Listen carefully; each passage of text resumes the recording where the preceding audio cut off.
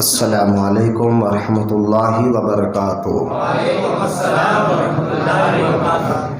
الحمد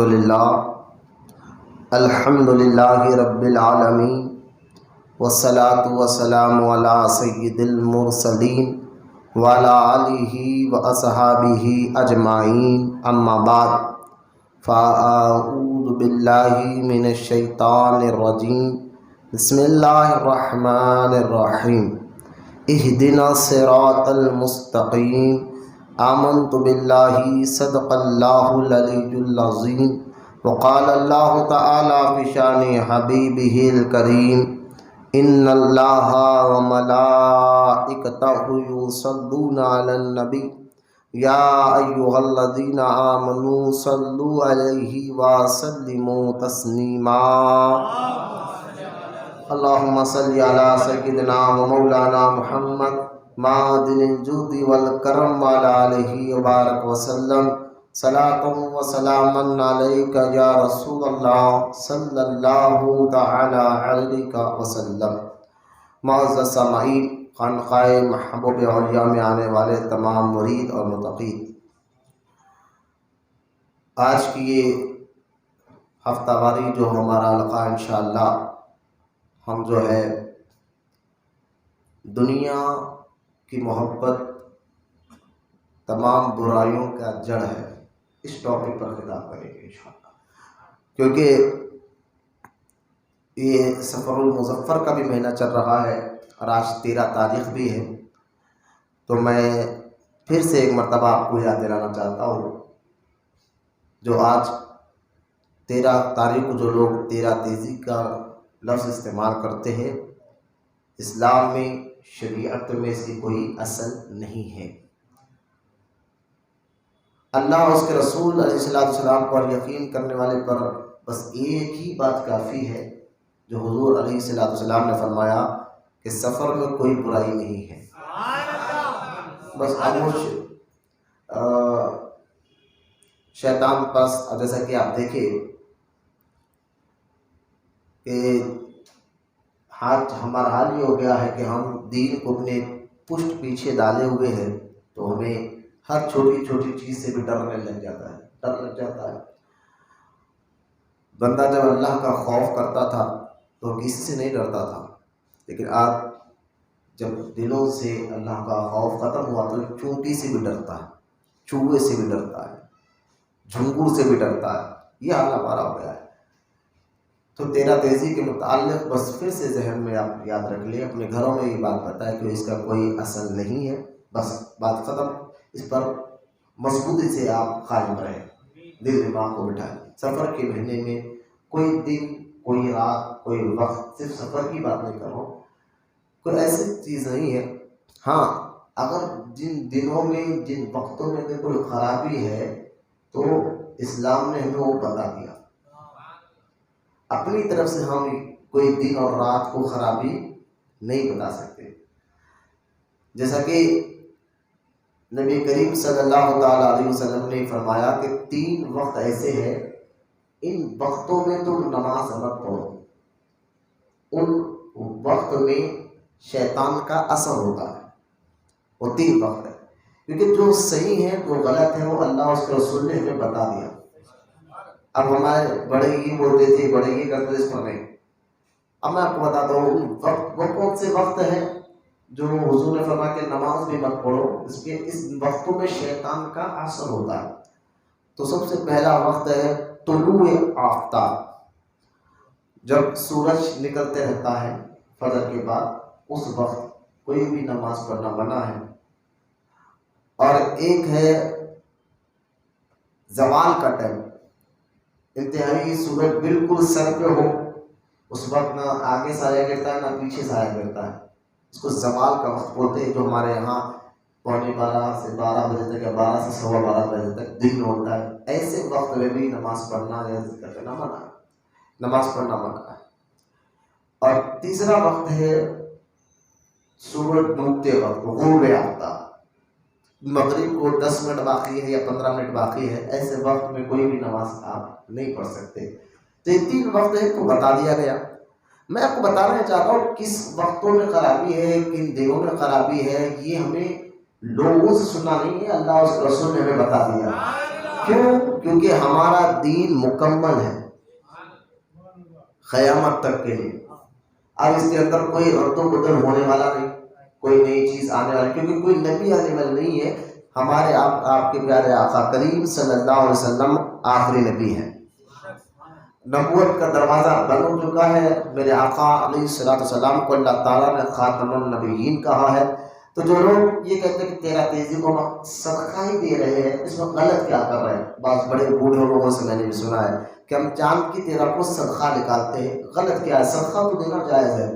تو دیکھو بالکل صدقہ دینا اسلام میں مستحب ہے، مستحب یعنی ثواب کا کام، لیکن آج کل وہ بھی اس میں بھی کئی ہم سمجھتے ہیں کہ ہم صدقہ دے رہے ہیں، ہم فلاں بزرگ کی نیاز کر رہے ہیں، اور ہم سمجھ رہے ہیں کہ ہم اللہ کو راضی کر رہے ہیں، ہم اس عمل سے خوش ہوتا ہے۔ ہمارا حال یہ ہوتا ہے کہ ہم قرضے باقی ہوتے ہیں لوگوں کے پیسے دینا اور غریب کو صدقہ دے رہے ہیں، تو یہ صدقہ قبولی نہیں ہے۔ آپ پر قرضہ جو واجب ہے وہ قرضہ پہلے ادا کرنا ہوتا ہے۔ اسی طرح آپ دیکھیں قرضہ لاکھوں روپے کا لوگوں میں، رشتے داروں میں جس کے لیے ہم قرضہ باقی ہے، لیکن ہم کسی بزرگ کے آستان میں آ کر مثال کے طور پر 20,000 کسی کو قرضہ دینا ہے، لیکن درگاہ میں آ کر 2-3 بکرے کاٹ کر 30-40 ہزار روپے خرچہ کر رہے ہیں، اور وہ قرضدار پریشان ہے کہ آپ قرضہ دیں۔ تو اس سے کوئی بزرگان دین راضی نہیں ہوتے، یہ شریعت کے خلاف بھی ہے، اللہ اور اس کے رسول اس سے ناراض ہوتے ہیں بزرگان دین، کیونکہ قرضہ پہلے دینا ضروری ہوتا ہے۔ تو قرضہ نہ ہو تو ایسے لوگ خیر خیرات کریں تو بھی پتہ چلتا، اچھی چیز ہے، لیکن قرضہ رکھ کر خیر خیرات کرنا ہے، کسی درگاہ میں نیاز کر دینا، یہ بس اپنے آپ کو خوش کرنا ہے، اللہ کو خوش کرنا نہیں، اپنے آپ کی واہواہی کرنا ہے، اللہ کو راضی کرنے کا مقصد نہیں، نہ اللہ والے ناراض ہو، اللہ کے بھائی ناراض ہوتے۔ ورنہ بزرگان ایسا ہوتا تھا پہلے کے جو لوگ، ان کی نیتیں آج بھی ہیں۔ میں بتانا چاہتا ہوں کہ پہلے کے لوگ جب نیاز کرتے تھے کسی بارگاہ میں تو یقین جانیے پھر ان کے کھانے والے وقت کے خود پر ابدال ہوتے تھے۔ آپ دیکھیے حضرت شاہ عبدالعزیز محدث دہلوی رحمۃ اللہ تعالیٰ علیہ، شاہ ولی اللہ محدث دہلوی رحمۃ اللہ تعالیٰ علیہ فرماتے ہیں میرے والد شاہ عبدالرحیم محدث دہلوی، وہ ایک مرتبہ ایک بزرگ کی مزار شریف کی زیارت کی تشریف لے گئے تھے، تو ان کے ساتھ کچھ مریدین معتقدین بھی تھے، اور مزار شریف کی زیارت کر کے دعائیں کر رہے تھے، تو مریدوں نے کہا حضور ہم کافی دن ہو گیا، یعنی کافی وقت ہو گیا، ہم کھانا نہیں کھایا، بھوک بہت شدت کی لگ رہی ہے۔ تو حضرت شاہ عبدالرحیم محدث دہلوی رحمۃ اللہ تعالیٰ نے اس وقت صاحب مزار کی بارگاہ میں معروضہ عرض کیا، حضور دعا فرمائے، خود مجھے بھی بھوک لگ رہی ہے، میرے مرید اور متقین کو بھی شدت کی بھوک لگ رہی ہے۔ دعا کر ہی رہے تھے کہ ایک خاتون اس علاقے میں کچھ کھانا بنا کر حضرت کی بارگاہ میں پہنچی، اور اس نے کہا کہ میں نے یہاں دعا کر کے گئی تھی کہ میرا بیٹا گم گیا تھا، میں نے دعا کی تھی اگر میرا بچہ صحیح سلامت میرے گھر آ جائے تو میں کھانا بنا کر آپ کے دربار میں جو بھی لوگ ہوں گے وہ کھانا کھلاؤں گا۔ بس میرا بچہ آج ہی آیا، اور میں جب دربار میں آئی تو آپ ہی یہاں بیٹھے ہوئے تھے۔ وہ کھانا ان کو، یعنی اس خاتون کی منت کیسے پوری کہ بڑے بڑے بزرگان دینوں کا کھانا کھایا۔ تو ایسا ہوتا تھا پہلے، لیکن اب تو کچھ لوگ کو میں پرسنلی طور پر جانتا ہوں کہ منت کرنے کے نام پر سود سے پیسہ لے کر جو ہے گروائی شریف جا رہے ہیں، معاذ اللہ، منت کے نام پر جہانگیر اولیاء کی بارگاہ میں جا رہے ہیں، اور یہ ذہن بن گیا ہے کہ اگر نیاز نہیں کریں گے تو حضرت ہمیں لگ پڑے گی، ہمیں پریشان کر دیں گے، ہمیں تکلیف پہنچا دیں گے، ہمارے حالات بگڑ جائیں گے، تم نیاز نہیں کرے اس لیے تمہارے کاروبار نہیں چل رہے، تم نیاز نہیں کر رہے، جبکہ اللہ والوں کی یہ مزاج ہے کہ وہ دیکھیں بزرگان دین کا سب سے اہم کام وہ کیا ہے؟ مخلوق کو فائدہ پہنچانا، سب سے اہم کام بزرگان دین کا یہ ہوتا ہے۔ اچھا سے مخلوق انسان ہی نہیں، جانوروں پر بھی وہ رحم کرتے ہیں۔ ہاں انسان تو ہے کہ جانوروں پر بھی وہ رحم کرتے ہیں۔ اعلیٰ حضرت رحمۃ اللہ تعالیٰ علیہ سے پوچھا گیا حضور کبوتر کے بارے میں، ایک شخص ہے جو کبوتروں کو دن رات جو ہے اڑا رہا ہے، بیٹھنے نہیں دیتا، تو اعلیٰ حضرت رحمۃ اللہ تعالیٰ علیہ نے فرمایا کہ جو بلا وجہ اس بے جان جانور پر کبوتر پر ظلم کرے اور ان کو ہوا میں اڑاتے رہے، ان کو نیچے بیٹھنے نہ دے ٹائم پر، ان کو، کیونکہ جب کبوتر پرواز کرتا ہے وہ جلدی اس کا کھایا ہوا کھانا ہضم ہو جاتا ہے، اس کو بھوک جلدی لگ جاتی ہے، بھوک جلدی لگ جاتی ہے، لیکن اس کو جو ہے اڑاتے رہے، اس کو بیٹھنے نہ دے، اس کی غذا کا خیال نہ کرے، اس کے دانے پانی کا خیال نہ کرے، اس سے اللہ بھی ناراض ہوتے ہیں، رسول بھی ناراض ہوتے ہیں۔ تو اولیاء کرام تو جانوروں پر بھی ظلم کرتے ہوئے نہیں برداشت کرتے۔ حدیث پاک میں آتا ہے کہ ایک عورت کو اللہ تعالیٰ نے دوزخ میں صرف، غور سے سنیں، صرف اس لیے ڈالا کہ اس نے اس کی پہلی کی بلی کو ٹائم پر کھانا نہیں دیا اور پانی نہیں دیا۔ بلی کو، یہ ہمارا اسلام ہے، بلی کو نہ ٹائم پر کھانا دیا نہ پانی دیا، اس وجہ سے وہ دوزخ میں چلے۔ تو لہٰذا ہمارا بزرگان دین، جب انسان تو انسان ہے، جانوروں پر بھی ظلم نہیں کرتے، اور کس طرح منت نہیں کرنے پر، دیکھیں آپ منت مانگے یا نہ مانگے، کرے یا نہ کرے، بزرگان دین کے مقام و مرتبے میں اللہ کوئی کمی آنے نہیں دیتا۔ وہ اللہ کے محبوب ہے، وہ اللہ کے محبوب ہے، اور اللہ ان سے محبت کرتا ہے، وہ اللہ سے محبت کرتے ہیں۔ ان کو مطلب ہی نہیں ہے لوگ آئے اپنی دعائیں کریں، اگر منت نہ بھی کرے تو یہ ناراض نہیں ہو گئے۔ تو کس طرح ہمارا ذہن بن چکا ہے کہ فلاں بزرگ کی ہم نے منت نہیں پوری کی تو ہم پریشان ہو گئے، ہمارا کاروبار ہو گئے، جبکہ درگاہوں میں بزرگان ناراض کب ہوتے ہیں؟ جب نماز نہیں پڑھتے۔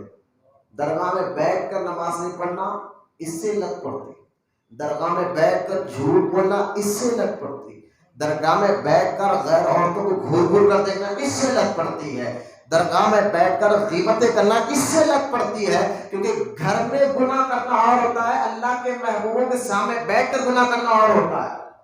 یہ بات مطلب ہمارا ذہن جو ہے کدھر سے کدھر جا رہا ہے کہ جو کام سے اللہ بھی ناراض ہوتا تھا، رسول بھی ناراض ہوتا ہے، ان کاموں کو تو ہم سمجھتے ہیں بہت بڑا کام کر رہے ہیں، درگاہ میں بیٹھ گئے ٹیکا لے کر فائل، اور ہمارا دوست تو یہ کر رہا تھا، اور انہیں تو یہ کر رہا تھا، اور اس کو نہیں کیا تھا، انہیں کیا تھا، پھر عورتیں تو عورتیں ہی ہیں، وہ تو بیٹھ کر اپنا زبان کو اللہ ماشاء اللہ چند اسلامی بہنیں ایسی ہوتی ہوگی جو اپنی زبانوں کو قابو میں رکھتی ہوگی، ورنہ تو آپ کو معلوم ہے جب چار عورتیں بیٹھ تو پھر کیا کیا وہ ہوتا ہے۔ اس لیے سرکار دو عالم صلی اللہ علیہ وسلم نے ارشاد فرمایا کہ میں نے دوزخ میں سب سے زیادہ عورتوں کو دیکھا ہے۔ صحابیہ نے پوچھا یا رسول اللہ کیوں؟ فرمایا تم اپنی زبانوں کو کنٹرول میں رکھو۔ حضور نے فرمایا تم، یہ حدیث ہے، تم اپنی زبانوں کو کنٹرول میں رکھو۔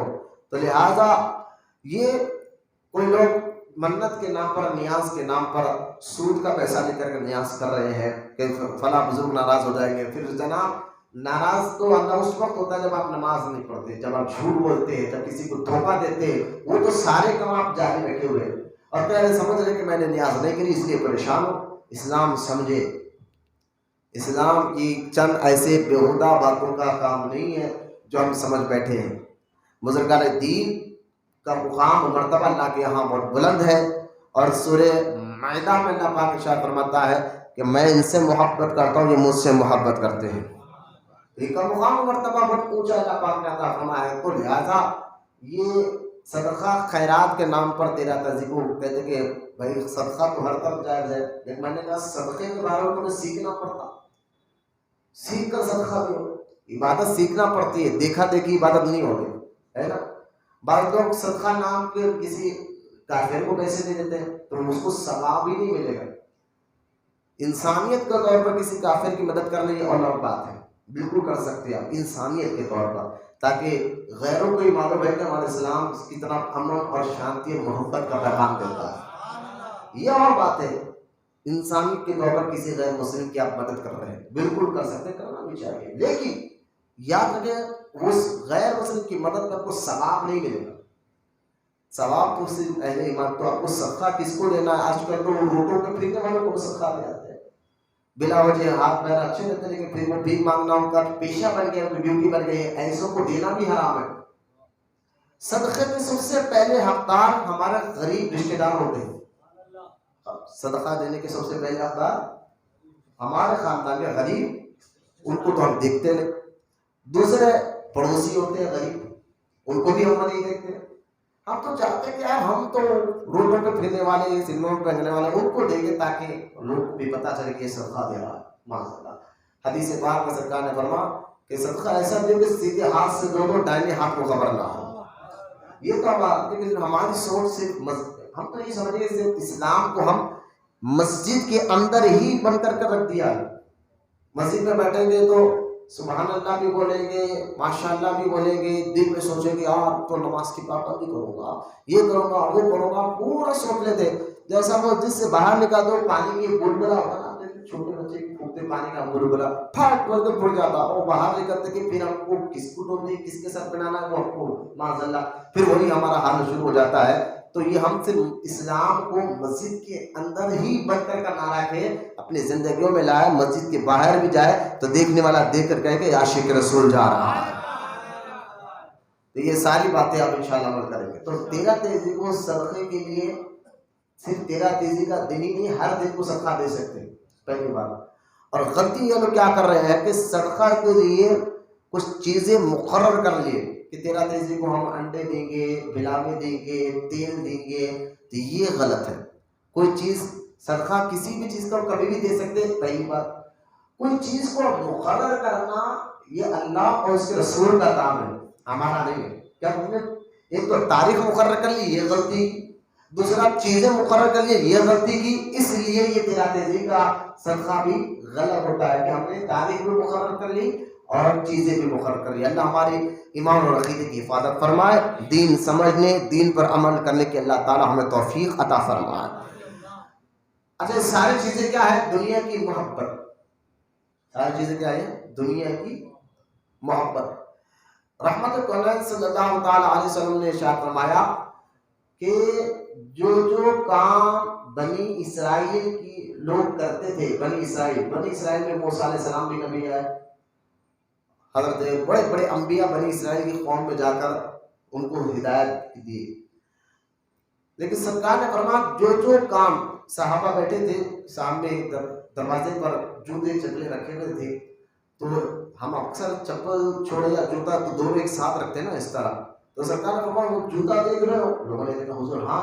فرمایا جس طرح یہ آپس میں جوتے کو رکھتے ہو نا آپس ملا کر, اسی طرح بنی اسرائیل کی امت جو گناہ کرتی تھی میری امت بھی وہ گناہ کرے گی, اس کے اندر وہ خرابی ضرور آئے گی. لہذا اگر بنی اسرائیل کے لوگوں نے کوئی ماں سے زنا کیا تو میری امت میں بھی یہ ہوگا. کسی نے جو ہے غلط حرکتیں جو کی ہے سارے کام میری امت میں ہوگی. لہذا آپ دیکھ کے ہاں آپ بولیں گے بھائی جب ہوگا تو ہوگا, حضور نے بتا دیا تو ہوگا تو ہوگا. لیکن اگر اس سے بچنے کا طریقہ کیا ہے؟ شریعت پہ عمل ہے, دین پہ عمل ہے. یہ ہوگا تو ہوگا بھائی ہم کیا کر سکتے, یہ نہیں بول سکتے. حضور نے کہا ہوگا تو ہوگا, ہم کیا کریں گے؟ نہیں بھائی, اگر کرونا سے بچنا ہے تو ویکسین لے رہے ہیں, منہ کو ماسک لگا رہے ہیں بچنے, تو بھائی کرونا تو ہے لیکن آپ بچنے کی کوشش بھی کر رہے ہیں نا, بچنے کے ذریعے اپنا رہے ہیں. تو یہ گناہ تو حضور نے کہا میری امت میں ہو گئے تو اس کے بچنے کے ذریعے اپنا وہ دین پر عمل کرنا ہے اور شریعت پر عمل کرنا ہے, اسلام پر عمل کرنا ہے. تو اس سے بچنے کے ذریعے بھی حضور نے بتا دیے ہیں. اب دیکھیں بنی اسرائیل کے بارے میں قرآن پاک میں کئی واقعات موجود ہیں. ان کو حضرت موسیٰ علیہ السلام نے اپنے بھائی ہارون علیہ السلام کو جو ہے بنی اسرائیل کو موسیٰ علیہ السلام نے فرعون سے بچایا, فرعون دریائے نیل میں ڈوبا کر. آپ قرآن کی یہ واقعات خود پڑھے, بچوں کو پڑھانا. ہم قصے کہانی سننے کے بڑے شوقین ہوتے ہیں کہ واقعہ قصے کہانی, تو آپ کبھی قرآن کے قصے پڑھ کر سنیں, خود بھی سمجھے بچوں کو بھی سمجھائیں. قرآن میں کئی ایسے واقعات ہیں جس کو سن کر آپ کا ایمان اور عقیدہ بھی مضبوط ہو جائے گا, اللہ اور اس کے رسول پر ایمان اور یقین بھی مضبوط ہو جائے گا, اور گناہوں سے انشاءاللہ نفرت بھی پیدا ہو جائے گی آپ کو.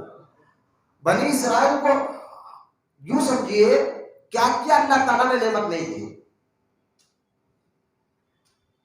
جب حضرت موسیٰ علیہ السلام کو اللہ کا حکم ہوا کہ موسیٰ تم قوم عمالقہ سے لڑنے جاؤ. قوم عمالقہ کا ذکر قرآن میں, اور یہ قوم, میں اپنے ٹاپک پر ہوں کہ دنیا کی محبت ہر برائی کا جڑ ہے.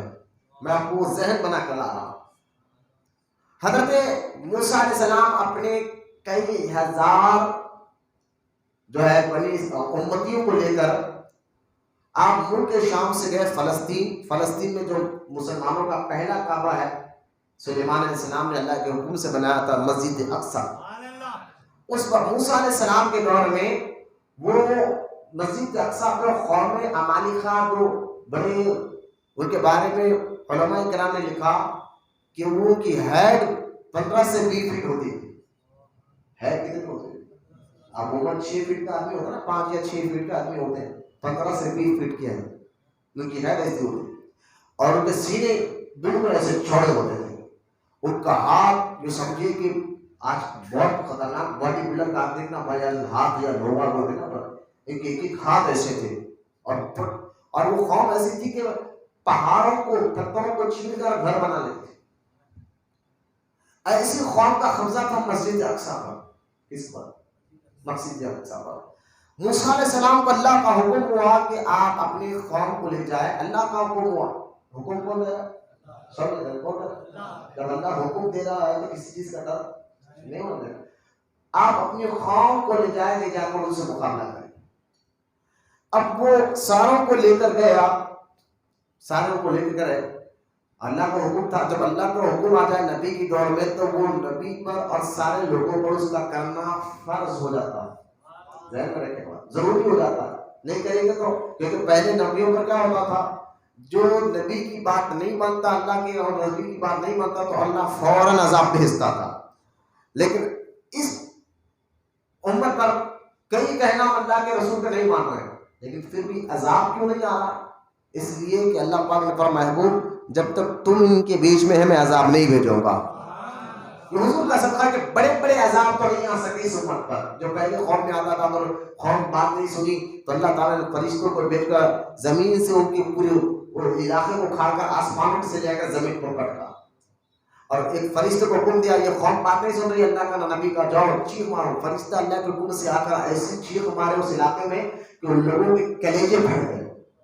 کہیں پر آگ کی بارش ہوئی، کہیں پر برسات کے نام پر عذاب آ. تو یہ قوم تباہ ہو جاتی تھی اللہ کے عذاب سے، جو قوم اللہ کی نافرمانی اور رسول کی نافرمانی کرتی تھی.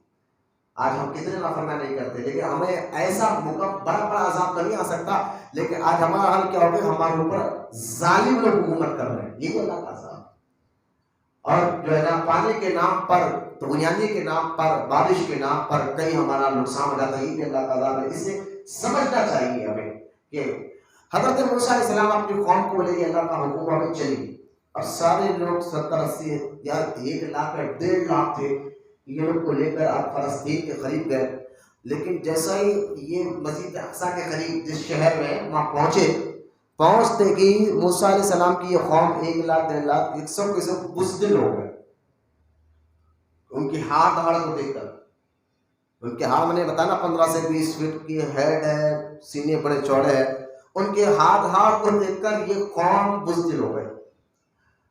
اب مجھ سے لے کر کہنے لگی کہ ہم آپ کے ساتھ نہیں چلیں گے، آپ جائیے، آپ کا خدا جائیں گے لڑنے کے لیے. موسیٰ ہم آپ کے ساتھ نہیں چلیں گے. بولے ان سے کون لڑے گا؟ یہ دکھنے میں اتنے خطرناک لوگ دکھ رہے ہیں. حالانکہ اسی طرح کا معاملہ حضور کے دور میں بھی آیا تھا. اور صحابہ اکرام کا ایمان اور عقیدہ دیکھیں. اللہ کے رسول صلی اللہ تعالیٰ علیہ وسلم نے جن کے بدر جو اسلام میں پہلی جنگ ہونے جا رہی ہے، دشمن 1000 سے زیادہ تعداد ہے، اور مدینہ منورہ سے صحابہ کو لے کر حضور نکلے اور ایک جگہ ٹھہر کر حضور علیہ السلام نے فرمایا کہ تمہاری رائے کیا ہے کہ ہم جنگ کریں یا واپس چلے جائیں، کیونکہ دشمن زیادہ ہم کم ہیں. تو مہاجر صحابہ جو مکہ چھوڑ کر حضور کے ساتھ آ گئے وہ کھڑے ہوئے، کہا حضور ہم تو آپ کے ساتھ ہیں. لیکن حضور کا اشارہ مہاجروں کی طرف نہیں تھا، کیونکہ حضور مکہ چھوڑ کر آ کر مدینے میں رہ رہے تھے.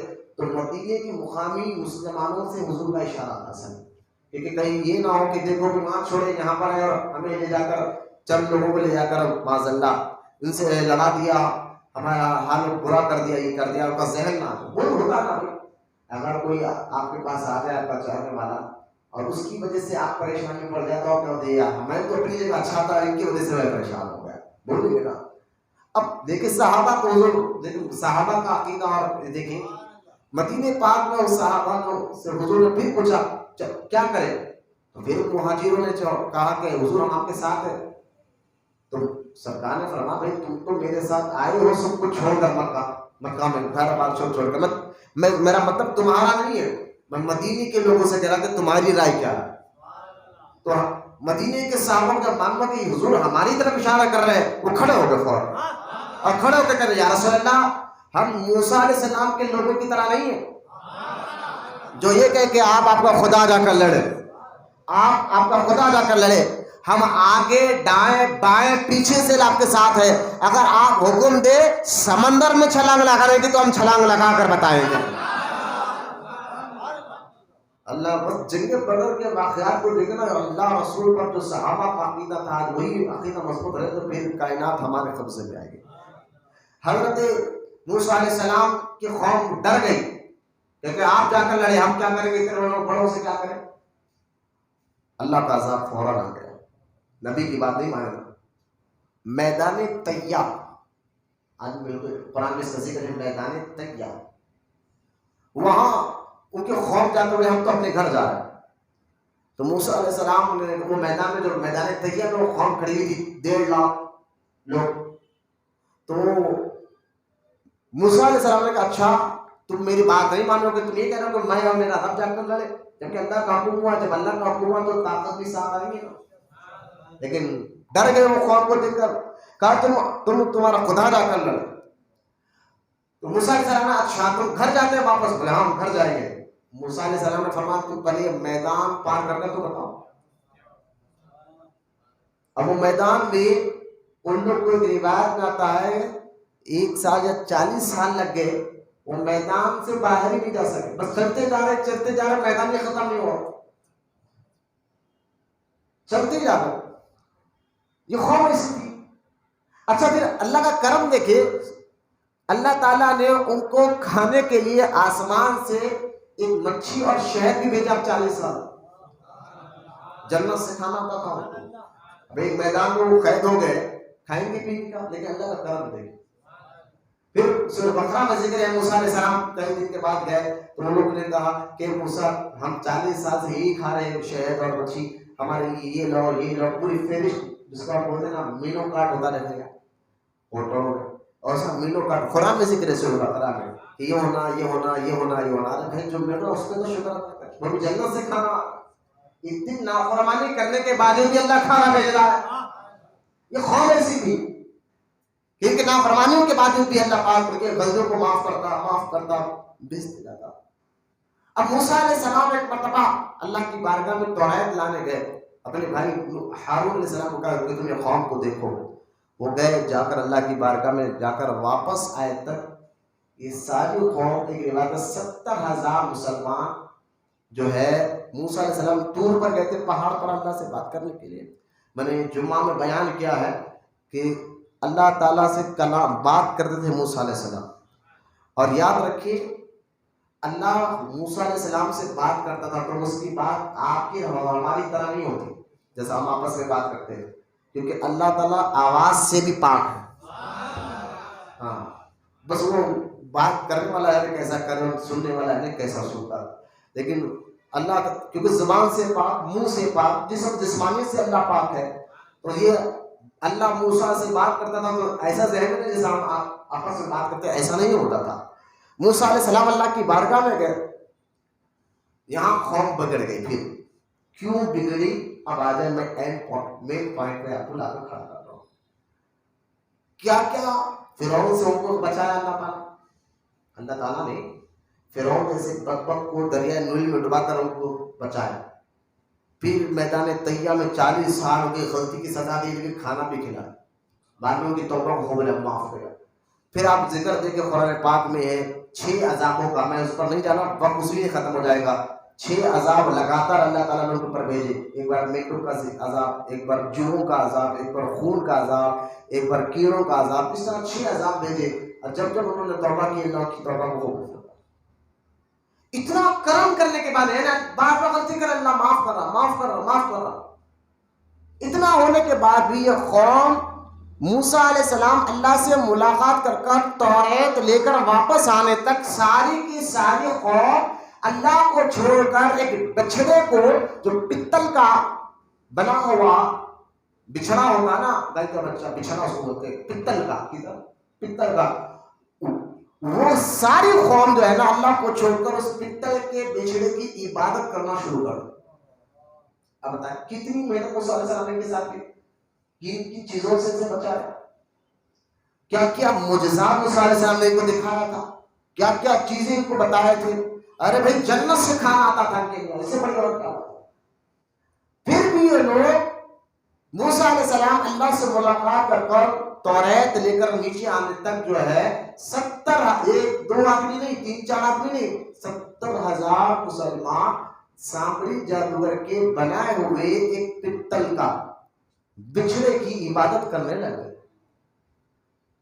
موسیٰ علیہ السلام نیچے آئے اور یہ ہاتھ قوم کو یہ حالت دیکھی، جلال میں آ کر اپنے بھائی ہارون علیہ السلام کی داڑھی مبارک کو پکڑ لیا۔ لوگ کہتے ہیں نا کہ قرآن میں داڑھی کا ذکر کہاں ہے، وہ بھی ایک مٹھی ہونا کیا ضروری ہے، ہم لائٹ لگائیں گے، میں نے کہا یہاں ذکر ہے۔ موسیٰ علیہ السلام جلال میں آ کر اپنے بھائی ہارون کی داڑھی کو پکڑا، قرآن ذکر کر رہا ہے، تو داڑھی اگر ایک مٹھی تبھی تو ہاتھ میں آتی ہے نا، خالی کٹ شرٹ رکھنے سے نہیں آتے، ایک مٹھی اور تبھی تو ہاتھ میں آتی ہے۔ قرآن میں ذکر آ گیا کہ داڑھی ایک مٹھی رکھنا ہی واجب ہوتا ہے، لہذا داڑھی کو پکڑ لیا۔ بعد میں ان کے قوم کو آپ نے تکلیف کی، ان سب نے پھر قوم نے پھر توبہ کی، پھر اللہ نے معاف کیا۔ کتنا کہا، اب اللہ نے معاف کیا، پھر موسیٰ علیہ السلام کو وہ قوم کے لوگ کہنے لگے اب اللہ سے بات کرتے ہیں، ہم دیکھنا چاہتے ہیں، اللہ کو آواز سننا چاہتے ہیں۔ موسیٰ علیہ السلام کو سمجھایا بھائی تو تم جنت سے کھانا اترتا ہوا دیکھیے، یہ غلطی اللہ نے تمہیں معاف کیا، اب کیوں ضد کرو؟ بولے نہیں، ہمیں اللہ سے بات آپ کیسا کرتے بتائیے۔ تو آپ نے ان کی قوم میں سے 11 آدمیوں کو چنا کہ چلو میرے ساتھ چلو، پہاڑ پر طور پر لے گئے۔ جیسا ہی اللہ تعالیٰ کی جانب سے آواز یعنی جلوہ ظاہر ہوا تو اس 11 کے 11 آدمی بے ہوش ہو، برداشت نہیں کر سکتے۔ پھر موسیٰ علیہ السلام کو ہوش میں لایا، ہوش میں لانے کے بعد جو ہے ان لوگوں نے کہا ہم نے تو آواز سنی نہیں۔ موسیٰ علیہ السلام نے کہا خدا رحم کرے تم پر، اب تم بھی توبہ کر لو، تمہارے اندر اتنی طاقت کہاں ہے اللہ کے کلام کی سننے کی؟ وہ نہیں ہم تو آواز سنے نہیں۔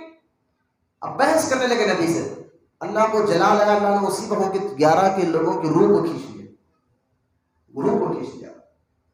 تو جب وہ انتقال کر گئے موسیٰ علیہ السلام نے کہا یا اللہ جب میں نیچے جاؤں گا پہاڑ کے تو قوم کہے کہ ہمارے 11 لوگوں کو تم نے آپ نے مار دیا، ارے اتنی محنت کرے اب تو مارو، لیکن نہیں، آپ نے قتل کر دیا، آپ نے مار دیا، آپ جو ہے یا اللہ ان کو پھر سے زندہ کر دے۔ تو اللہ پاک نے موسیٰ علیہ السلام کی بات سنتے وہ 11 لوگوں کو پھر سے زندہ کیے۔ اب موسیٰ علیہ السلام نے کہا یا اللہ اب بس فیصلہ کر دے میرے امت کا، میں بہت تنگ ہو گیا ہوں، سدھرتے نہیں۔ پھر قرآن پاک میں سورہ اعراف میں اللہ تعالیٰ نے فرمایا کہ اے موسیٰ یہ تمہاری امت جو ہے نا اس سے بہترین امت کو ہم بھیجنے والے ہیں، فیصلہ تمہاری امت کا ہم کیا کریں، فیصلہ تو ہم اس امت کے لیے رکھیں۔ کہا کہ اللہ وہ کون سی امت میں؟ فرماؤ میرے حبیب کی امت ہے۔ تو خیر یہاں ہمارے بھائی میں آپ کو بتانا ہی چاہتا ہوں، اس پر میں نے جمعہ میں خطاب کیا، ریکارڈ سن سکتے ہیں، یہ جمعہ میں نے پھر اللہ تعالیٰ نے کون سی آیت میں کیا کیا بیان فرمایا ہے۔ ایک آیت میں میرے اللہ تعالیٰ نے ہمارے موسیٰ علیہ السلام جب یہ کہنا میری امت کا فیصلہ کر دے تو اللہ تعالیٰ نے پھر حضور کی امت کی تعریف کی، اور پھر ایک آیت میں ہمارے نبی کے 9 سے 10 صفت کو بیان فرمایا، ایک ہی آیت میں، سورہ اعراف آیت نمبر 157 پڑھ کر دیکھیں 9ویں پارے میں، ٹھیک ہے، پورا ایڈریس بھی آپ کو بتا رہا ہوں میں، لیکن اس پر میں نے وہ آیت بھی پڑھ کر سنائی جمعہ میں، اور پوری ڈیٹیل میں نے بتایا کہ ایک آیات میں، ورنہ سوروں میں 114 صورتیں ہیں قرآن پاک میں، اور ہر سورے میں کسی سورے میں 50 آیات ہے، سیدھا بیٹھو بیٹا ٹھیک ہے، کسی سورے میں جو ہے 100 آیات ہے، کسی سورے میں 200 آیات، کسی میں 3 آیات بھی ہے، سورہ کوثر انا اعطیناک الکوثر یہ سورے میں صرف 3 آیات ہے، تو کسی میں 3 ہے, کسی میں 7 ہے, لیکن سورہ اعراف میں اللہ تعالیٰ نے صرف ایک آیت میں حضور کی 9 صفتوں کو بیان فرمایا. ایک آیت, یہ میرا آقا کی شان ہے. موسیٰ علیہ السلام کے خواب اتنا, اللہ تعالیٰ کو جنت سے کھانا بھیجا, بار بار ان کے اوپر سے عذاب ڈالا, پھر بھی وہ اللہ کو چھوڑ کر بچڑے کی پوجا کیوں کی, اس کی عبادت کیوں کی؟ تو اس کی صرف 2 وجہ تھی. کیا تھی؟ 2 وجہ تھی. اور سرکار نے کیا فرمایا, جو بنی اسرائیل کرتے تھے وہ میری امت بھی کرے گی. وہ 2 وجہ آپ میں بھی ہے, میرے میں بھی. کہ بندہ صرف وہ 2 وجہ کی وجہ سے نہ دین پر اہمیت دیتا ہے, نہ اسلام کو اہمیت دیتا ہے, نہ قرآن کو اہمیت دیتا ہے, نہ نماز کو, نہ عبادت کو, بس نہ اللہ کی ذات پر کچھ نہ. اس کو وہ 2 چیزیں, اگر وہ 2 بیماریاں اس کو بھی لگ جائے تو سمجھ جائے کہ پھر وہ اس کی نظر میں صرف وہ 2 ہی چیزیں ہوتی ہے, کوئی چیز نظر نہیں آتی. وہ 2 چیزیں موسیٰ علیہ السلام کی امت میں بھی ان کو جو ہے 2 چیزوں کی وجہ سے انہوں نے رب کو چھوڑ کر 2 وجہ کے بچھڑے کو عبادت کرنے لگے تھے. وہ 2 چیزیں کیا ہے؟ ایک ہے ہرس, ایک ہے ہرس یعنی لالچ, شیر سمجھیے, اور دوسرا ہے لمبی امیدیں. لالچ اور لمبی امیدیں, یہ 2 چیزیں. لالچ, ان کو یہ بتایا گیا تھا آپ تم بچھڑا عبادت کرو, یہ جو بچھڑا ہے اس کی تم عبادت کرو, تمہیں اللہ دولت بھی دے گا. وہ چاہتے تھے دولت بھی, اور تمہاری عمر بھی لمبی ہوگی. یہ 2 چیزیں ہمارے اندر بھی آ رہی ہے کہ پیسہ بھی ہو, عمر بھی لمبی ہو. انجوائے کرنا ہے زندگی کو, زندگی لمبی ہونا چاہیے اور پیسہ بھی ہونا چاہیے. ہرس یعنی لالچ اور لمبی امیدیں, یہ ایسی چیزیں ہیں جو مسلمان ایمان والے کے عقیدے کو بھی تباہ اور برباد کر دیتی ہے. پھر وہ نہ دین اس کے, یہ 2 بیماریاں جس کو لگ جائے, لالچ کی اور لمبی امید کی, پھر نہ اس کو نماز میں دل لگتا ہے, نہ قرآن میں دل لگتا ہے. بس وہ کہتا ہے یار کچھ بھی کرو, لالچ یعنی پیسہ کماؤ, حرام ذریعے سے ہی کیسا بھی کرو, اس کی ٹوپی اس کے سر رکھو, اس کی ٹوپی اس کے سر رکھو, بس پیسہ آنا چاہیے. پیسہ آج 5,000 ہے تو کل 10,000 ہونا چاہیے, کل 10,000 تو پرسوں 30,000 ہونا چاہیے, بس پیسہ بڑھنا چاہیے. حدیث پاک میں اللہ کے رسول صلی اللہ علیہ وسلم نے فرمایا لالچ اور لمبی امیدیں بندے کو خبر میں گئے تک نہیں چھوڑتے. یعنی بندہ بوڑھا ہو جاتا ہے نا, داڑھی سفید ہو جاتی ہے, یہ 2 بیماری لگ جائے تو یہ بیماری کا کوئی علاج ہی نہیں ہوتا. سرکار فرماتے ہیں پھر صرف اس کا ایک ہی علاج ہوتا ہے جس کو یہ بیماری لگ جائے. فرمایا حضور کیا؟ فرمایا خبر کی مٹی. کیا ہے؟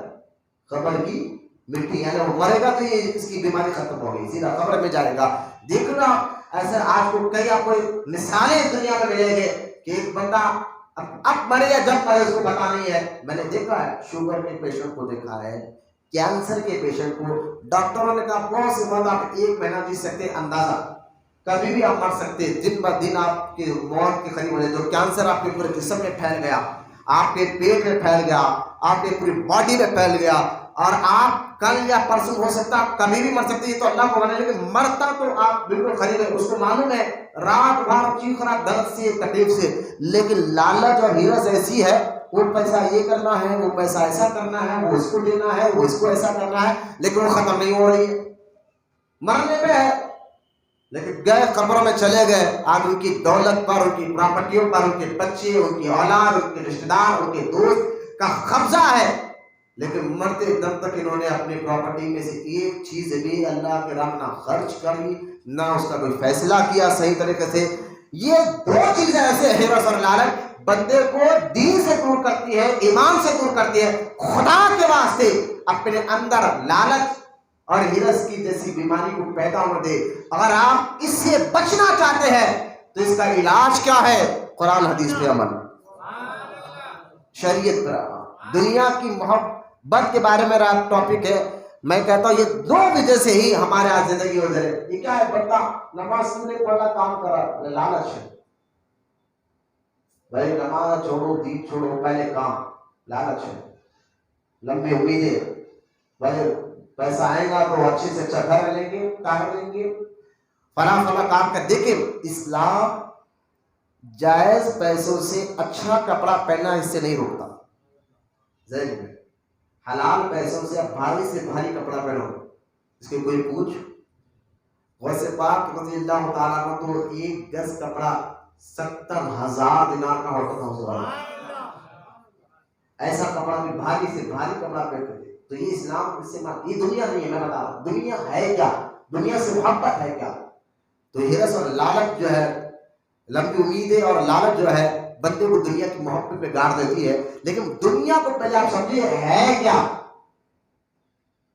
حدیث پاک میں اللہ کے رسول علیہ السلام نے ارشاد فرمایا، اللہ تعالیٰ نے جب سے دنیا بنائی ہے نا تو دنیا پر اللہ نے رحمت کی نظر ہی نہیں ڈالی. جب سے دنیا بنائی اللہ نے دنیا پر رحمت کی بنائی اللہ نے، لیکن رحمت کی نظر اللہ نے نہیں ڈالی.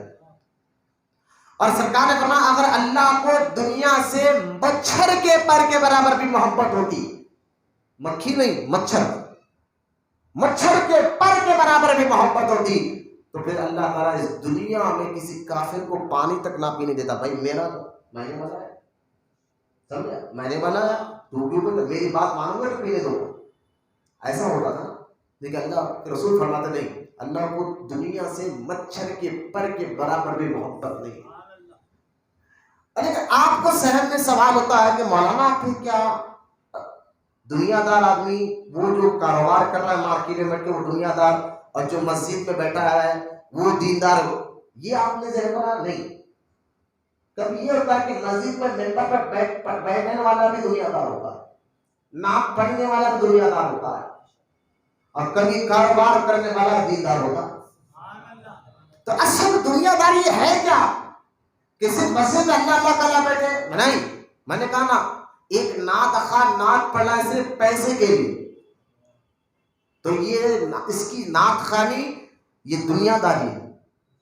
ایک امام مسجد میں امامت کر رہا ہے اور جو ہے تقریر کر رہا ہے صرف اس لیے کہ لوگ اس کی واہ واہ کرے، اس کا ہاتھ چھوڑے، اس کا پیر چھوڑے، اس کو پیسے سے مطلب ہے اور کسی سے مطلب، تو یہ دنیا داری ہے. اور ایک تاجر کاروبار کر رہا ہے، جائز کام، حلال کام، کسی کو دھوکہ نہیں دے رہا ہے، کسی کو تکلیف نہیں پہنچا رہا ہے، بس کہ کام بھی اس لیے کر رہا ہے وہ کسی کے ہاتھ سامنے ہاتھ نہ پھیلائے. کام بھی اس لیے کر رہا ہے کہ بیوی بچوں کا پیٹ بھرے، ماں باپ کا پیٹ بھرے. تو یہ دینداری ہے. بولو یا سبحان اللہ. تو میں آپ کو بتانا چاہ رہا ہوں اسلام آپ کو جائز اور حلال پیسے سے بھاری کپڑے پہننے سے نہیں روکتا. پہنو جائز اور حلال پیسے سے بڑے سے بڑا گھر لو، اسلام اس کی اجازت دیتا. دنیا داری یہ نہیں ہے. اصل کیا ہے کہ دنیا دار اس کو کہا جائے گا کہ اس کو دنیا میں رہ کر دنیا سے محبت ہو جائے، پیسے سے محبت ہو جائے. اب یہ دنیا دار چاہے وہ مسجد میں بیٹھنے والا امام ہو، مارکیٹ میں بیٹھنے والا تاجر ہو، اگر وہ پیسے سے محبت کرنے لگ جائے، دنیا سے محبت کرنے لگ جائے اور بس کسی کے خاطر جیے مرے، تو یہ دنیا داری ہے. اللہ کے رسول صلی اللہ تعالی علیہ وسلم نے اس لیے فرمایا تھا کہ سنو کہ جب سرکار علیہ السلام اپنے صحابہ کو ساتھ لے کر گئے، ایک بکری کا بچہ مردہ پڑا ہوا تھا. اللہ کے رسول علیہ السلام نے فرمایا کہ یہ بکری کا بچہ اس کے مالک کے یہاں اس کی کوئی قیمت ہے؟ لوگوں نے کہا حضور اس کے مالک کے یہاں اس کی کوئی قیمت نہیں ہے، تبھی تو اس کو پھینک دیا گیا. اگر اس کی قیمت ہوتی تو یہ مالک کے پاس رہتا. فرمایا اللہ کے رسول علیہ السلام نے کہ جس طرح اس کی بکری کا جو بچہ مردہ پڑا ہے اس کے مالک کے یہاں اس کی کوئی قیمت نہیں ہے، اللہ کے یہاں دنیا کی بھی کوئی قیمت نہیں ہے، اہمیت نہیں ہے. دنیا داری جیسا کہ حدیث پاک میں آتا اللہ کے رسول صلی اللہ تعالی علیہ وسلم کے سامنے کسی کا ذکر ہوا. حضور ایک بندہ جو محنت کرتے رہتا ہے، کاش اس کی محنت اللہ کے لیے ہوتی. سرکار نے ارشاد فرمایا اگر یہ اس لیے محنت کر رہا ہے، حلال روٹی کما رہا ہے تاکہ کسی کے سامنے ہاتھ نہ پھیلا سکے، تو یہ بھی اللہ کی راہ میں ہے. اگر یہ اس لیے محنت کر رہا ہے کہ تاکہ اپنے بیوی بچوں کا پیٹ بھر سکے، تو یہ بھی اللہ کی راہ میں ہے. یہ اس لیے محنت کر رہا ہے تاکہ اپنے ماں باپ کا پیٹ بھر سکے، یہ بھی اللہ کی راہ میں ہے. ہاں اگر یہ اس لیے محنت کر رہا ہے کہ اس کے پاس یہ فلاں آدمی سے 2 گھر ہے تو میرے 5 گھر ہو جائے، 20 گھر ہو جائے، فلاں پیسہ ہو جائے، اور اس کے اندر تکبر آ جائے، اکڑ آ جائے، فخر آ جائے، تو پھر یہ شیطان کی راہ ہے. تو اس پہلے آپ سمجھے آپ، ورنہ خود دیکھیں اللہ کے رسول صلی اللہ علیہ وسلم فرماتے ہیں کہ سرکار کو دنیا سے اتنی نفرت تھی، سرکار چاہتے تو خود سرکار نے فرما کر میں چاہوں تو اللہ میرے لیے احد پہاڑ کو سونا بنا سکتا ہے، سونا بنا سکتا ہے، لیکن میں نے فقیری کو پسند، فقراء کو پسند فرمایا، غریبی کو پسند فرمایا. لیکن جو مالدار آدمی ہے جائز پیسے، یہاں ان کی بات نہیں کہہ رہا، ان کی دولت بھی دیندار ہے، جو حلال پیسے سے چاہے 10 بلڈنگیں بنا لیں، اچھے سے اچھا گھر بنا لیں، یہ خرابی نہیں ہے. بندہ دنیا میں رہ کر خبر آخرت کو بھول جائے، یہ اصل دنیا داری ہے. بلکہ ایک بزرگ نے ایک بات کو بات ختم کر دیا. کسی نے مرید نے آ کر پوچھا تھا کہ حضرت دنیا داری کیا ہے؟ پیسہ کمانا، کاروبار کرنا، 10 سے 15 گھر بنا لینا، گاڑیاں رکھنا، مہنگی گاڑیاں رکھنا. تو بزرگ نے فرمایا دیکھ یہ اچھے پیسوں سے ہے تو سب دنیا داری نہیں ہے، جائز پیسوں سے ہے تو یہ دنیا داری نہیں ہے. پھر دنیا داری ہے کیا؟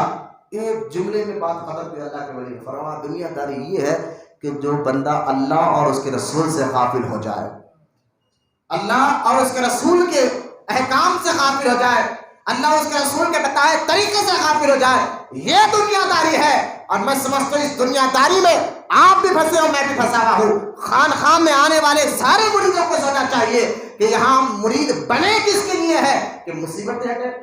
بزرگان نے یہ مریدوں کی ایک بات بتاتا ہوں. بزرگان دین کے پاس آ کر اگر لوگ کہتے نا کہ یا آپ دعا کریں کہ ہمارا کاروبار اچھا چل جائے، مشکلیں ہٹ جائے، پریشانیاں ہٹ جائے، دنیا مانگتے تو بزرگ ہنستے تھے. جس دنیا کو اللہ چھوڑ دیا غیروں کے لیے اور اسی رب سے تو وہ مانگنے آ گیا. نبی کریم صلی اللہ تعالی علیہ وسلم نے ارشاد فرمایا تھا کہ دنیا کافروں کے لیے جنت ہے اور مومن کے لیے خیر خانہ ہے. تو تم دنیا دعا مانگ رہے ہو کہ اللہ میری دنیا اچھی کر دے. تو بزرگان نے اس کو بھی جلانے آ رہے تھے دنیا داری. آپ دیکھیں حضرت غوث پاک رضی اللہ تعالیٰ عنہ کا کاروبار بھی بڑا تھا. حضرت غوث پاک کی بارگاہ میں ایک مرید دوڑتے ہوئے حضور آپ کو جو کاروبار کا جو اس دور میں جہاں سے مال آتا جاتا تھا پانی کے جہازوں سے مال ادھر سے ادھر ہوتا تھا، کوئی پلین ٹرین تو تھا نہیں. تو ایک مرید آ کر غوث اعظم سے کہتا حضور آپ کا جو مال پانی کے جہاز سے آ رہا تھا جس میں سمجھانے کے لیے کہہ رہا ہوں کروڑوں روپے کا مال تھا، وہ ڈوب گیا جہاز. آپ نے دیکھا کہ آپ کے 10,000 روپے جیب سے گم ہو جائے، گھر سے گم جائے تو آپ کی حالت کیا ہو جاتی؟ تھوڑی دیر اپنے پر لے کے سوچیے. اذان بھی بولی تو آپ کو سمجھ میں نہیں آئے گا، ہاں نہ نماز پہ دل لگے گا، نہ آپ میرے پیسے کہاں چلے گئے. یہ دنیا داری رب سے. اب غوث اعظم جو ہے درس دے رہے تھے، مرید نے آ کر کہا کہ آپ کے جو جہاز تھا ڈوب گیا. آپ نے آنکھ بند کر کر کہا الحمدللہ.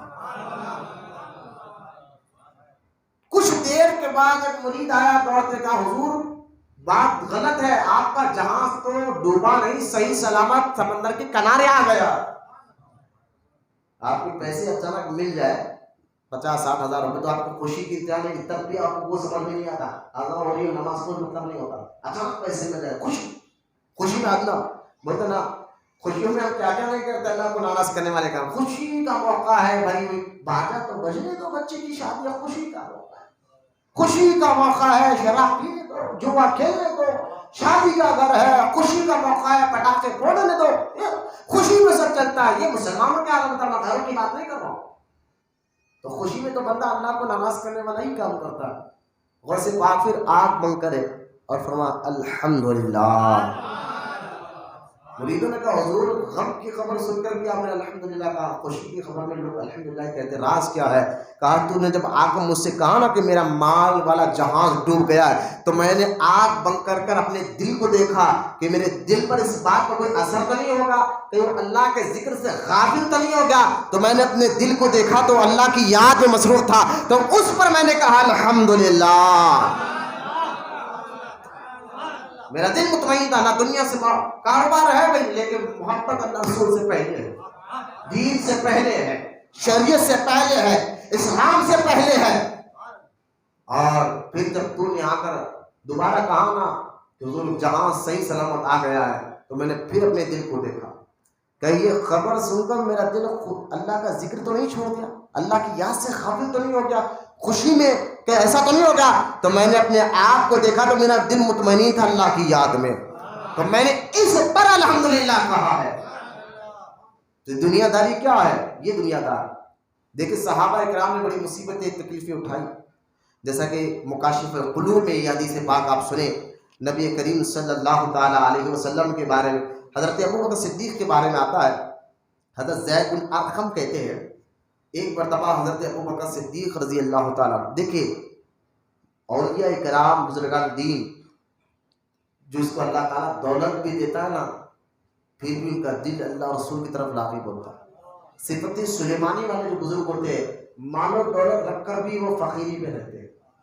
یعنی یوں سمجھیے کہ پیسہ ہو لیکن دل اس سے نہ لگتا، دل اللہ کی یاد سے لگتا اور اللہ کے ذکر سے لگتا. اور یہ جو ہے اسلام چاہتا ہے پیسہ جائے. اب حرام پیسہ تو جب جائز پیسوں کا آپ کو حساب دینا ہے، حلال اور جائز پیسوں کا آپ کو حساب دینا ہے، تو حرام پیسوں کا حدیث میں آیا سرکار نے فرمایا قیامت کے دن ایک شخص آئے گا اللہ کی بارگاہ میں جس کے پاس نماز زیادہ ہوگی، نماز کی نیکیاں، نماز سے مراد نماز زیادہ ہوگی، روزہ کی نیکیاں زیادہ ہوگی، زکوٰۃ کی نیکیاں زیادہ ہوگی، حج کرا ہوا ہوگا، بہت نیکیاں ہوگی، لیکن قیامت کے دن وہ کنگال ہو جائے گا، ایک ایک نیکی کے لیے تڑپے گا. صحابہ نے پوچھا یا رسول اللہ صلی اللہ علیہ وسلم اتنی نیکیاں وہ لے کر آئے گا، کنگال کیسے ہو جائے گا، مفلس کیسے ہو جائے گا، غریب کیسے ہو جائے گا؟ اللہ کے رسول صلی اللہ تعالی علیہ وسلم نے ارشاد فرمایا کہ وہ نماز، روزہ، حج، زکوٰۃ اچھے اچھے نیکیاں تو لے کر آئے گا، لیکن جب قیامت کے دن اللہ کی بارگاہ میں جائے گا اس کے دوسرے ساتھی آ کر کہیں گے یا اللہ اس نے ہمارا گھر ہڑپا تھا، اس نے ہماری زمین ہڑپ لی تھی، اس نے ہمارا پیسہ ہڑپ لیا تھا، اس نے ہمارے کو دھوکہ دیا تھا. اور اللہ پاک کہے گا اچھا اس نے ایسا، اللہ تو سب جانتا ہے پھر لیکن اللہ کہے گا اچھا ایسا کیا تھا لہٰذا اس کی نیکیاں تم لے لو اور تمہارے گناہ اس کو دے دو. یہاں تک لوگ آتے رہیں گے، اس کی نیکیاں لیتے رہیں گے، نیکیاں ختم ہو جائیں گے اس کے بعد اب لوگ اپنے گناہ اس کے اوپر ڈالتے جنت میں جائیں گے. ایسا ہوتا ہے، لوگ دھوکہ دیتے ہیں کہ نماز میں پہلی صف میں نظر آتے ہیں، حرام کا کاروبار کر رہے ہیں، چھٹیوں کا اور سود کا، لیکن نماز میں صاحب مسجد میں پہلی صف میں نظر آئیں گے. ہاں روڈی ہے، پہلوان ہے، علاقے میں گھر بن رہا ہے، اس کا مال کھا لیں گے. زمین خریدیں گے تو صاحب کو اگر آپ نے بتا نہیں دیا تو پھر آپ کو پریشان ہو جائے گا، لیکن صاحب کی جمعے کی نماز میں آپ کو پہلی صف میں نظر آئیں گے. نہیں، سارے حساب جائز پیسوں کا حساب ہے، تو حرام ناجائز کسی کو تکلیف لے کر پیسہ کھانا اس کا تو عذاب ہی عذاب ہے. جو پیسے زیادہ جائز اور حلال طریقے سے کماتے ہیں، حدیث پاک میں آتا ہے وہ حساب یہ دیتے دیتے ان کو اللہ کی بارگاہ میں 500 سال لگ جائیں گے. حلال پیسے والوں کی بات کر رہا ہوں. اور غریب امیر سے 500 سال پہلے جنت میں رہے گا. غریب تو یہاں امیروں کی بے عزتی نہیں ہے، یہ بھی ذہن میں رکھیں. یہاں میں ان امیروں کی بات کر رہا ہوں تو جائز اور حلال پیسے سے اپنی دولت بناتے ہیں. یقیناً دولت کے ذریعے سے بھی دین کی خدمت ہوتی ہے، کوئی بات نہیں. میں اور جو حرام ناجائز پیسے تو دو وجہ ہے، لالچ اور لمبی امید. بندہ بس نہ اس کو کسی چیز کوئی چیز کو سمجھ میں نہیں آتی، نہ دین نہ قرآن، یہ دو چیزیں آ جائے اور غور کرتے جائیے ساری بیماری کو جائے، دنیا کی محبت کی بیماری کو جائے. حدیث پاک میں آتا ہے زید بن ارقم کہتے ہیں حضرت حضور پردہ فرما چکے، ابوبکر صدیق کا دور خلافت تھا، آپ نے کچھ مانگا پانی کے لیے تو آپ کے سامنے پانی اور شہد لایا گیا. کیا لایا گیا؟ پانی اور شہد لایا گیا. وہ یوں سمجھے کہ اچھی غذا اس دور کے حساب سے ہمارے سامنے بریانی بڑے اچھے سے اچھا کھانا لا کر گیا. حضرت ابوبکر صدیق اس کو دیکھ کر رونا شروع کر دیا. صحابہ کہتے ہیں صدیق اکبر اتنا روئے. ارے بھائی صحابی ہے، افضل صحابی ہے اور جنتی ہے، انبیاء کے بعد سب سے افضل ابوبکر صدیق ہے، لیکن ان کے اندر روحانیت دیکھے، فخر و فاخر دیکھے، رونے لگے. صحابہ کہتے ہیں ان کے رونے کو دیکھ کر ہمیں رونا آ گئے، ہم بھی خوب رونے لگے. پھر ابوبکر صدیق اپنے آنکھوں کو آنسو کو پوچھا، پھر اس کو دیکھا تو پھر روئے. پھر ہم بھی خوب رہے، ان کے رونے کو دیکھ کر ہمیں رونا آ گئے. ایک کیفیت ہوتی ہے جب بے مرشد جو ہے نا اللہ کے خوف سے ہوتا ہے تو مرید کو بولنے کی ضرورت نہیں، اس کو دیکھ کر ان کو بھی رونا آ جاتا ہے، یہ روحانیت کا مقام ہوتا ہے۔ حضرت ابوبکر صدیق کی روحانیت دیکھ کے، ان کے رونے کو دیکھ کر صحابہ رو لیتے تھے۔ پھر سرکار ابوبکر صدیق نے اپنے آنسو پوچھے، صحابہ نے بڑی ہمت کر کے پوچھی، اے خلیفۃ رسول امیر المومنین کیوں رو رہے ہیں؟ آپ نے ارشاد فرمایا کہ سنو، ایک مرتبہ میں نے اللہ کے رسول صلی اللہ تعالی علیہ وسلم کو ایسا کرتے ہوئے دیکھا تھا، کوئی چیز نظر تو نہیں آ رہی تھی، ابوبکر صدیق مجھے تو نظر نہیں آ رہی تھی، لیکن کچھ تو تھے، حضور اس کو ہٹا رہے تھے، اپنے پاس سے ہٹا رہے تھے۔ تو میں نے پوچھا حضور یہ کیا کر رہے ہیں آپ کس چیز کو ہٹا رہے ہیں؟ تو حضور نے فرمایا میرے پاس ابھی دنیا آئی تھی، میرے پاس ابھی دنیا آئی تھی، میں نے اس سے کہا مجھ سے دور رہو، وہ لوٹ گئی ہے اور یہ کہہ گئی ہے آپ نے تو مجھ سے کنارہ کشی فرما لی ہے، مگر بعد میں آنے والے ایسا نہیں کر سکیں گے۔ اللہ اکبر۔ ابوبکر صدیق کہتے ہیں میں اچھی غذا دنیا کی کھا رہا ہوں، ایسا نہ ہو کہ میرے دل میں، حالانکہ آپ کا دل دنیا کی محبت سے پاک تھا، خدا کی عزت جانا، لیکن پھر بھی خوف خدا دیکھے کہ آپ رونے لگ گئے۔ تو مسجد میں بیٹھنے والے اماموں کو بھی سوچنا چاہیے، ناخواہوں کو بھی سوچنا چاہیے کہ تم کس لیے نیک عمل کر رہے ہو، ہے نا؟ پیر کو خوش کرنے کے لیے اگر کوئی غریب کام کر رہا ہے تو یہ دنیا داری ہے، پیسے کے لیے کوئی ناخواہ ناک پڑ رہا ہے تو یہ دنیا داری ہے، اللہ کی رضا کے لیے جو کام کرتا ہے یہ دینداری ہے۔ تو میں بار بار یہ کر رہا تھا کہ حدیث پاک، ایک اور حدیث پاک سنے، ابو موسیٰ یاسر رضی اللہ عنہ سے مروی ہے، حضور صلی اللہ تعالیٰ علیہ وسلم کو، حضور صلی اللہ علیہ وسلم نے فرمایا اللہ تعالیٰ کو اپنی مخلوق میں سب سے زیادہ ناپسند یہی دنیا ہے۔ اللہ نے اسے جب سے پیدا فرمایا ہے کبھی نظر رحمت نہیں دیکھا، نظر رحمت سے نہیں دیکھا۔ مکاشف القلوب میں امام محمد غزالی فرماتے ہیں، مکاشف احیاء العلوم، مکاشف القلوب میرے سامنے رکھی گئی، یہ بھی امام محمد غزالی کی ہے۔ احیاء العلوم میں امام محمد غزالی رحمۃ اللہ تعالیٰ نے فرماتے ہیں کہ دنیا اور آخرت یہ دو چیزیں ایسی ہیں کہ ایک دل میں جمع نہیں ہو سکتی، ایک دل میں دو چیزوں کی محبت۔ میں نے بتا دیا دنیا کیا ہے، حلال کمانا دنیا نہیں، یہ دین ہے، ذہن میں رکھے بات کو، محنت میں، لیکن صرف اسی کو دنیا سے محبت کرنا، پیسے سے محبت کرنا، یوں سمجھیے کہ دنیا ایک سمندر ہے، دنیا ایک سمندر ہے، اور اس سمندر میں سے آپ کو گزرنا ہے تو آپ کس میں بیٹھیں گے؟ کشتی میں بیٹھیں گے نا، کشتی میں بیٹھ کر جائیں گے، تو سمندر جانا تو وہی راستہ ہے، تو دنیا میں آپ کو جینا تو وہی راستہ ہے، لیکن بیٹھو کشتی میں بیٹھے طرح، ٹھیک ہے؟ اگر اسی کشتی میں ہول پڑ جائے، سوراخ پڑ جائے تو سمندر کے اندر کشتی غرق ہو جائے گی، ڈوب جائے گی۔ تو دنیا میں ایسے رہنا ہے جیسا کشتی سمندر پر کشتی ہے۔ محبت سے اگر بات سمجھ جائے، مثال دے تو محبت سے بولے سبحان اللہ۔ دنیا میں ایسے رہنا ہے جیسا سمندر پر کشتی ہے، اگر اس کے اندر ہول پڑ جائے تو کشتی سمندر میں ڈوب جائے گی۔ اگر دنیا کی محبت تمہارے اندر آ گئی تو تم دنیا کی محبت میں ڈوب کر دونوں جہاں میں ہلاک ہو جاؤ گے۔ یہ دنیا کہ پیسے کے لیے محبت کرنا، ہیرا سودا بس کیسا بھی ہو، چھوڑو مولویوں کی باتیں، اپنا کام اپن کرنا ہے۔ تو کلمہ کیوں پڑھا بھائی آپ نے؟ سرکار نے تو فرمایا کہ دنیا مومن کے لیے قید خانہ ہے۔ تو قیدی کیا سمجھا، اس مثال کو آپ نے سمجھا؟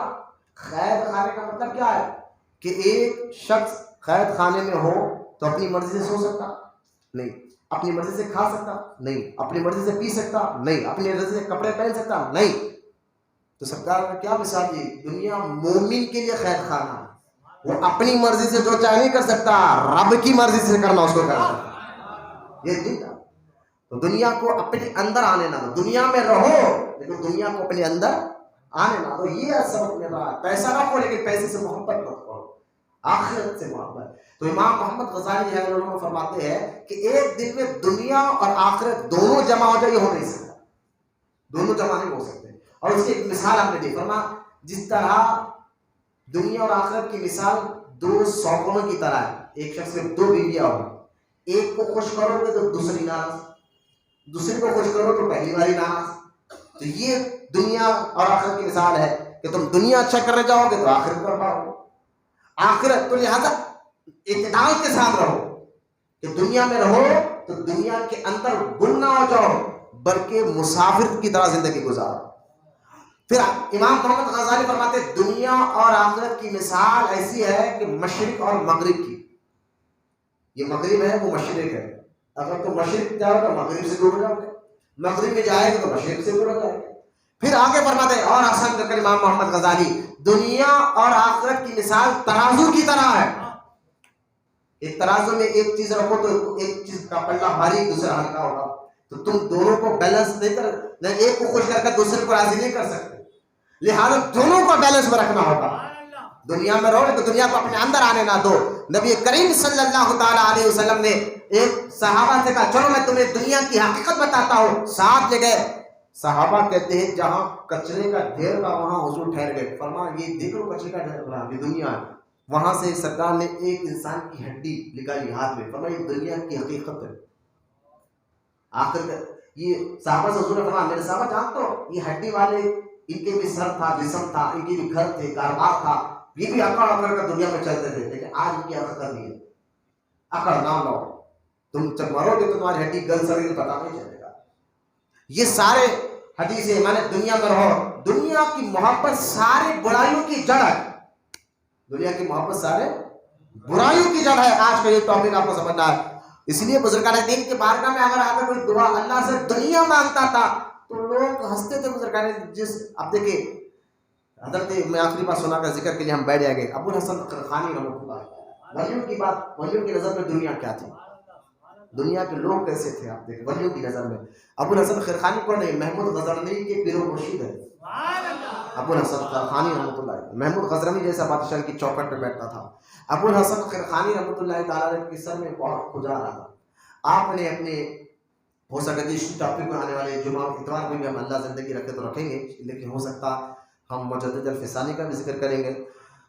لہذا حضرت ابو الحسن خرقانی نے مرید کو کیا میاں سر بہت کھجا رہا ہے, شاید جوئے آ گئی ہے, ذرا چک تو کرنا. اب مرید کو سر دے کر بیٹھے تھے اور مرید چک کر رہا تھا, جوؤں کو چک کر رہا تھا. اب غور کریں تو اچانک اس وقت پہلی بار محمود غزنوی بادشاہ ہے, بادشاہ وہ بادشاہ خانقاہ ابو الحسن خرقانی میں پہنچا, پہلی بار ملاقات کی. اب بادشاہ ہے بھائی آپ کو معلوم ہے کہ لیڈر اگر کسی صاحب سے مل جائے تو لوگ تو سب کام چھوڑ کے لیڈر صاحب کی استقبال کریں, تو بادشاہ تھا. وہ ملاقات کے لیے خانقاہ میں جیسے ہی قدم رکھا لوگ باہر شور مچانے لگے خانقاہ کے, بادشاہ بادشاہ بادشاہ. لوگ تعجب کر گئے, ایک فقیر کے دروازے پر بادشاہ اتنا بڑا ہے نا, حضرت بالکل توجہ کرنے والے بیٹھے ہیں, کوئی فکر نہیں ہے حضرت دکھ رہے.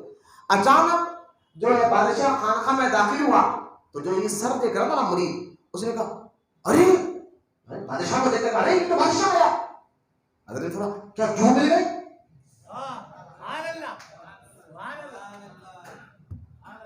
کیا حضور بادشاہ آ گیا, میں اس کو دیکھ کر تعجب کر رہا ہوں.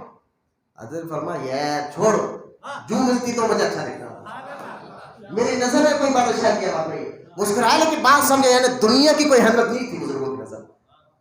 آج تو پیروں کا حال آپ کو معلوم ہے, اللہ ایسے ڈھونگی پیروں سے بھی ہماری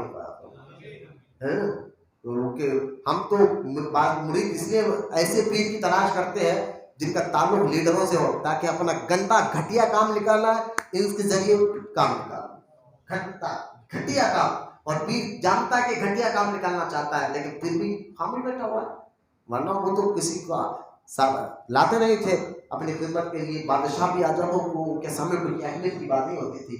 تو لہٰذا دنیا ساری محبت کا فساد کا جڑ, دنیا کی محبت ہر برائی کا جڑ ہے. لالچ سے اللہ ہماری حفاظت فرمائے, لمبی امیدوں سے اللہ ہماری حفاظت فرمائے. سامان 100 برس کا ہے, پل کی خبر نہیں, تیز ہے موت کب آ جائے کب پتہ نہیں. اب گھر تک بھی زندہ جائیں گے یا نہیں جائیں گے, بس نیکی کرتے رہے, اللہ کو راضی کرنے والے کام کرتے رہے. اللہ کی بارگاہ میں دعا ہے کہنے سننے سے اگر اللہ ہم سب کو عمل کی توفیق عطا فرمائے. ذکر کا وقت ہو گیا تو ذکر کے لیے بیٹھ